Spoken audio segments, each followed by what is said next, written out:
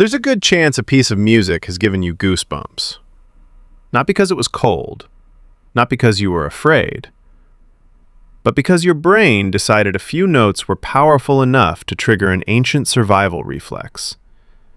A chill that started at the back of your neck, moved down your spine, and raised the hairs on your arms. That experience has a name, and it connects a cold morning, a dark alley, and a symphony orchestra through a single ancient reflex. When you get goosebumps, what's actually happening is this. Tiny muscles called erector pili, one at the base of each individual hair follicle, contract simultaneously. This contraction pulls each hair upright and puckers the skin around it. The result is that familiar pattern of raised bumps across the surface of the skin.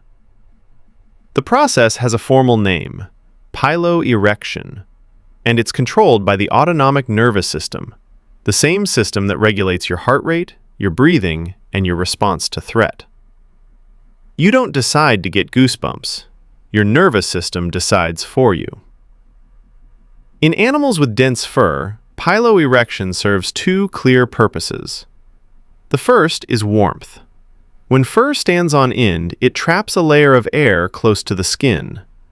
That trapped air acts as insulation, slowing heat loss and helping the animal maintain its core body temperature in the cold. The second purpose is display.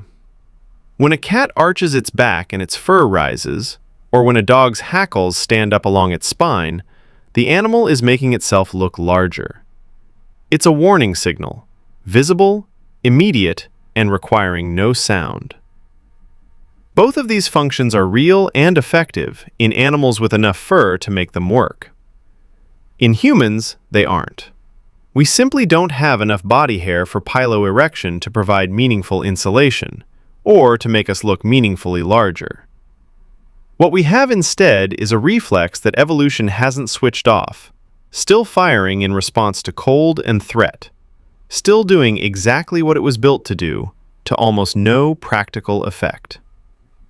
Goosebumps are what biologists call a vestigial reflex, an echo of a time when our ancestors were considerably hairier than we are today. Cold makes sense, fear makes sense, music doesn't. Somewhere between 50 and 65% of people report experiencing a physical chill response to music at some point in their lives.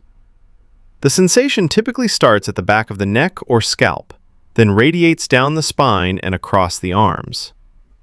This experience has its own name, frisson, a French word meaning a sudden wave of intense feeling.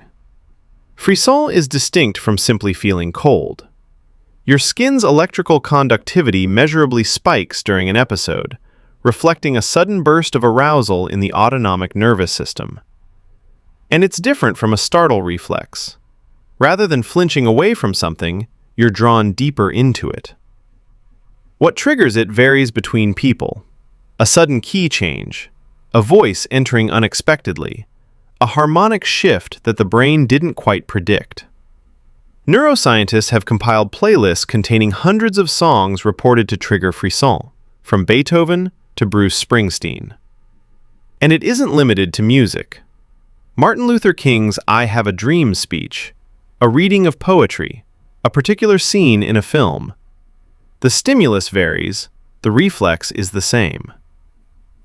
The leading explanation involves dopamine.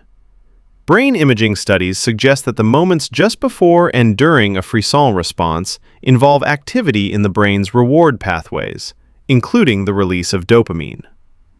The brain appears to be responding to a moment of aesthetic surprise, a musical expectation built up and then resolved in a way that felt both unexpected and right. It's worth being precise here.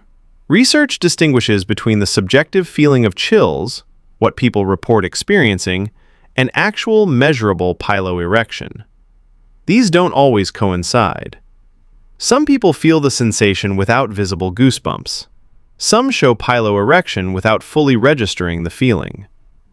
The relationship between what we feel and what our body physically does is not always as direct as we assume. As for why music triggers this response at all, The honest answer is that scientists are still working on it. One hypothesis connects it to the ancient alarm system, intense emotional stimuli activating the same pathways that once responded to threat or cold. Another connects it to social bonding, the idea that shared emotional experiences, including communal music, reinforced group cohesion in ways that mattered for survival. The shiver that runs through a crowd at a live concert may be a very old signal, one that says, "We are feeling this together."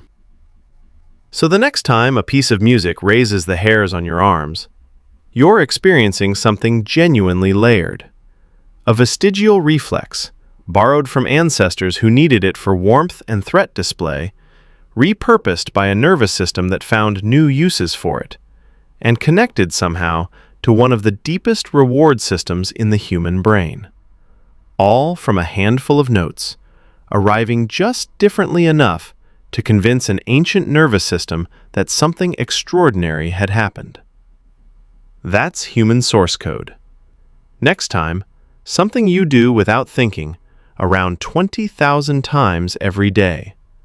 Something that changes the instant you notice it, and something your body quietly takes back the moment you stop paying attention. See you there.